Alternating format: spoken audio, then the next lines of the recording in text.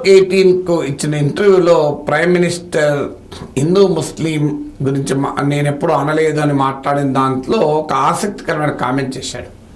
నేను ఆ హిందూ ముస్లిం అని అనలేదు, అది నా సంకల్పము అని మాట్లాడే దానిపైన నేను సెపరేట్గా వీడియో చేశాను, మీరు చూడండి. కానీ ఇందులో మాట అన్నా, మీకు ముస్లింలు ఓటేస్తారని అడిగితే భారతీయులు అయితే నాకు ఓట్లేస్తారు అంటాడు. इस बार मुसलमान आपको वोट देगा? आपको उनके वोट की चाहत है? मैं ये मानता हूं कि मेरे देश के लोग मुझे वोट देंगे.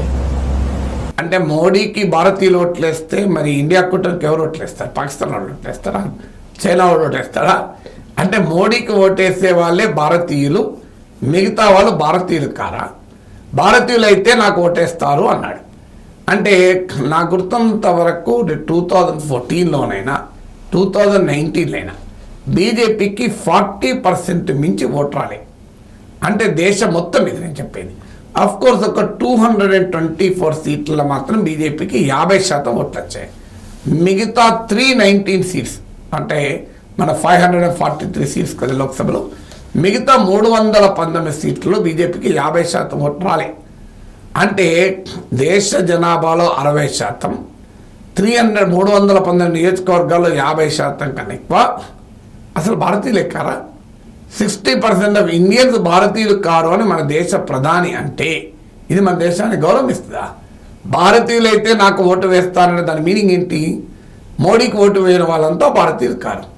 అంటే భారతీయులలో భిన్నత్వం ఉండకూడదా? భారతీయుల్లో భిన్న రాజకీయ దృక్పథాలు ఉండకూడదా?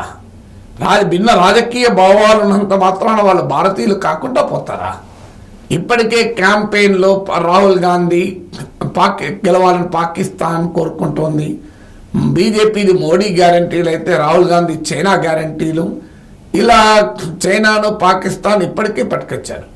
ఇప్పుడు ఏకంగా అసలు భారతీయులే కారు అని ప్రైమ్ మినిస్టర్ అంటే, అందుకే గతంలో సుప్రీంకోర్టు లా కమిషన్ చెప్పాల్సి వచ్చింది, anti government is not anti Indian అని. అంటే మా ఐడియాలజీని ఒప్పుకుంటేనే భారతీయుడు, మాకు ఓటేస్తేనే భారతీయుడు, మేము శాకాహారులమైతే మీరు కూడా శాకాహారులు అయితేనే భారతీయులు, మీరు మాంసాహారులు అయితే భారతీయులు కారు, మేము చెప్పినటువంటి పద్ధతిలోనే ఉంటేనే భారతీయులు. ఇదెక్కడి రాజకీయం అండి? భారతదేశం అనేది అనేక రకాల భావాలకు పురిటిగడ్డ. సో అందువల్ల భిన్నమైన రాజకీయ భావాలు ఉండడం రాజ్యాంగబద్ధమైన ప్రజాస్వామ్యం, కాన్స్టిట్యూషనల్ డెమోక్రసీ. ఇది మీకు నాకు గుర్తు, ఇరాక్ యుద్ధం అప్పుడు బుష్ ఒక స్టేట్మెంట్ ఇచ్చాడు, are you with America are you with the terrorist అని. అంటే ప్రపంచంలో మీరు అమెరికా వైపు ఉంటారా తీవ్రవాదుల వైపు ఉంటారా తేల్చుకోండి అని. అంటే అమెరికాను ప్రశ్నిస్తే వ్యతిరేకిస్తే వాడు తీవ్రవాదం వైపు ఉన్నట్టే. నేను అందుకే నన్ను టీవీలో అడుగుతున్నాను, అసలు చరిత్రలో అత్యధిక కాలం అమెరికా తీవ్రవాదులు ఒకే వైపు ఉన్నారు. వాళ్ళు విడివిడి కాదు, ఒసామా బిన్ లాడెన్ సృష్టించింది అమెరికా కదా. అందువల్ల భారతీయతకు, భారతీయ జనతా పార్టీకి మద్దతు ఇవ్వడం అనేదే భారతీయతకు సర్టిఫికెట్ అయితే ఇది భారతీయుల్ని అవమానించడమే.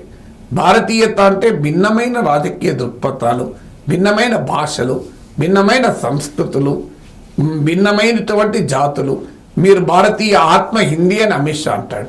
అంటే హిందీ మాట్లాడకపోతే భారతీయులు కారా?